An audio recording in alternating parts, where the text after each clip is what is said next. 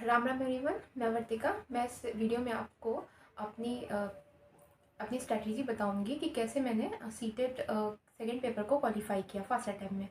और last year 2021 में मेरा क्लियर हुआ था और मैंने 150 में से 113 मार्क्स पाए थे। तो चलिए शुरू करते हैं। तो पहली बात तो आपको पता होना चाहिए कि सिलेबस क्या है। तो सिलेबस में हमारा CDP paper first, language paper first, language paper second, और साथ में आपका जो मीडियम होता है वो होता है। जैसे कि अगर साइंस साइड से हैं, जो BSc जिन्होंने किया हुआ है उनका साइंस एंड मैथ्स होता है, और जो कॉमर्स से हैं या फिर जो आर्ट्स से हैं उनके लिए SST होता है। तो पहले मैं साइंस की बात करती हूँ क्योंकि मेरा बैकग्राउंड साइंस था। तो मैं साइंस 30 नंबर की आती है, 30 नंबर की मैथ्स आती है। साइंस में 30 नंबर में 20 नंबर के आपके कॉन्सेप्चुअल क्वेश्चन रहते हैं, जो कि 6 to 8 की NCERT बेस्ड ही रहते हैं, ठीक है। और 10 मार्क्स आपकी पेडागोजी में रहती है। तो पहले मैं साइंस की बात करती हूँ, मैंने साइंस कैसे क्लियर किया था। तो साइंस के लिए मैंने 6 to 8 की NCERT रीड की थी, ठीक है। अगर आप पढ़ सकते हैं तो ठीक है, अदरवाइज मैं उसके कुछ पर्टिकुलर टॉपिक्स आपको तैयार करा दूंगी। जैसे होता क्या है कि अगर आप पहले सिलेबस देखिए, सिलेबस में अगर है इलेक्ट्रिक करंट, तो मैंने इलेक्ट्रिक करंट से रिलेटेड सारा टॉपिक क्लियर कर लिया था, क्योंकि मैं 10th तक बच्चों को और ट्यूशन भी देती हूँ, तो मेरा और कॉन्सेप्ट क्लियर ही रहता है ऑलमोस्ट।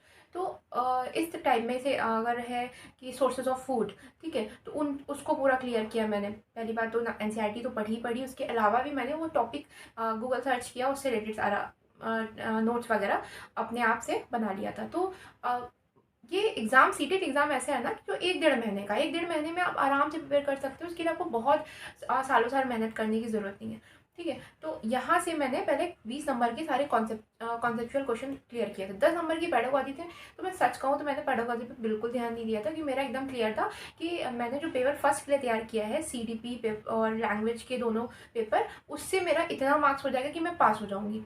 साथ में मेरी मैथ्स अच्छी है, तो मेरे मैथ्स से भी मैथ्स में मैंने 30 में से 25 मार्क्स स्कोर किया।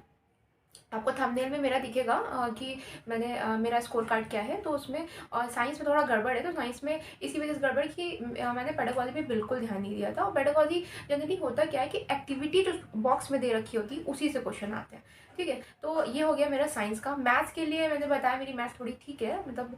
तो मैथ्स के लिए मैंने बिल्कुल भी NCERT सॉल्व नहीं की थी, क्योंकि मैं बच्चों को पढ़ाती हूँ, तो उसमें ये होता है कि मेरा ऑलरेडी रिविज़न हो ही जाता है। तो अदरवाइज अगर आपको करना है तो आप 6 to 8 की NCERT लगा लीजिए। मतलब बेसिक जैसे 2D 3D फिगर्स हैं, और मेंसुरेशन से रिलेटेड जितने भी टॉपिक्स हैं उनको क्लियर कर लीजिए, ठीक है। तो इस टाइप में अर्थमेटिक जब अलजेब्रा हो गया, तो एकदम बेसिक कैलकुलेशन आती है। मतलब जो जिनकी मैथ्स अच्छी है वो ऑब्वियसली क्लियर कर लेंगे, साइंस साइड से जो, तो वो उनका हो जाएगा, ठीक है। यहाँ से आपका पेपर सेकेंड की ये मेरी स्ट्रैटेजी रही थी। अगर आपको अच्छी लगी हो तो आप भी फॉलो करिए कि आप टॉपिक वाइज उसको उठाइए और टॉपिक वाइज खत्म करिए। जैसे अगर साइंस का कोई टॉपिक है तो उसको टॉपिक वाइज ही क्लियर कर लीजिए, ठीक है। और मल्टीपल टाइम रिवीजन बहुत इंपॉर्टेंट है, ठीक। ये हो गई साइंस साइड वालों के लिए। अब मैं आर्ट की बात करती हूँ। वैसे मैंने साइंस के लिए एक बुक ली थी टॉपिक वाइज, हालांकि मैंने इससे ज़्यादा पढ़ा नहीं था, लेकिन आप चाहें तो ले सकते हैं। अच्छी बुक है, यूथ की है, यूथ पब्लिकेशन की, और ये टॉपिक वाइज है। मैंने जब स्टोर पे गई थी तो मैंने टॉपिक वाइज ही इसको लिया था, ठीक है।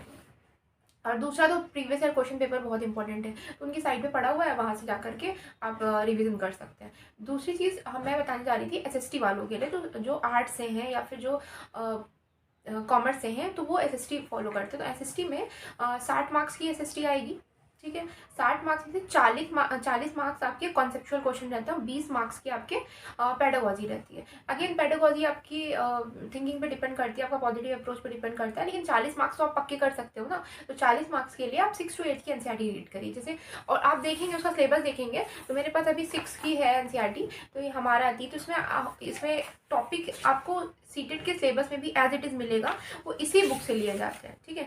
क्या कब कहाँ कैसे, तो इस टाइप में जो टॉपिक है, तो अगर NCERT रीड करते हैं, NCERT की समरी पढ़ते हैं, तो आपका क्लियर हो जाएगा, ठीक है। और प्रीवियस ईयर क्वेश्चन पेपर बहुत इंपॉर्टेंट है। तो चलिए, ये मेरी स्ट्रैटेजी थी कि मैंने कैसे मैंने फर्स्ट अटेम्प्ट में कैसे अपना पेपर क्लियर किया, और आप भी कर सकते हैं। तो और वीडियोस देखने के लिए, और कमेंट करिए, लाइक करिए, शेयर करिए, सब्सक्राइब करिए, और मोटिवेट करिए मुझे, क्योंकि ये मेरे रिसेंट वीडियोस हैं और अभी जल्दी मैंने चैनल स्टार्ट किया है। So thank you.